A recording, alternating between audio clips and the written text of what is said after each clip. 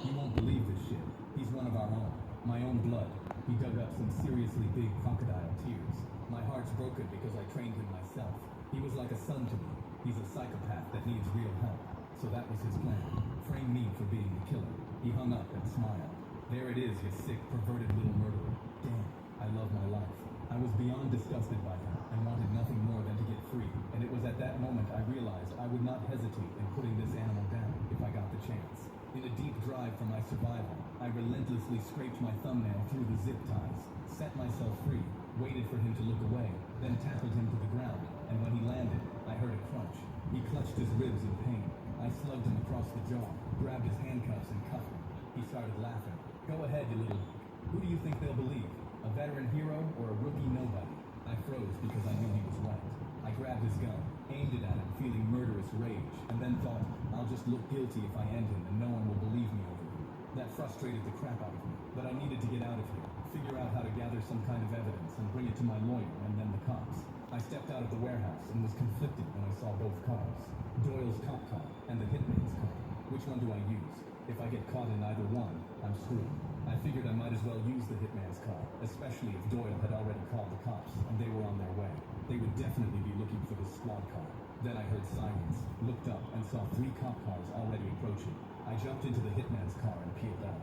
We were in the middle of an industrial area, but I wasn't sure if the cops saw me take off. I sped around to the back of the warehouse and drove down an alleyway. As I was going, one of the cop cars spotted me. Crap. I hit the gas, then heard the cop cars peeling out, turning down an alleyway and speeding towards me.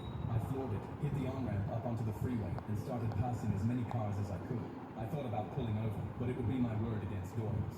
I knew that I didn't stand a chance. I had to figure out some other way to prove it to them before they captured me. As I was speeding down the freeway, I saw 5 new police cars merge on and join the chase. My heart sank and my fear grew, because now every cop in the city would be gunning for me.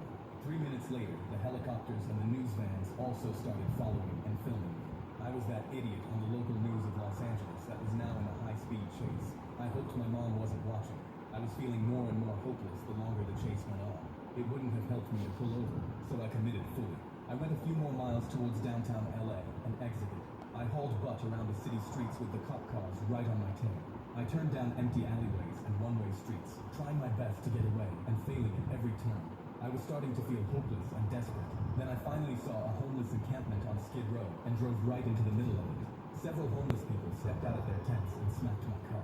I drove down a ramp that led down into the underground. I made it to an area of homeless people that were living in hundreds of tents in between subway stops. I hit the brakes and jumped out of the car. I saw the cop cars a few hundred yards behind me and took off running. They also jumped out of their squad cars and chased me on foot. I saw an older homeless woman and she waved me into a tent.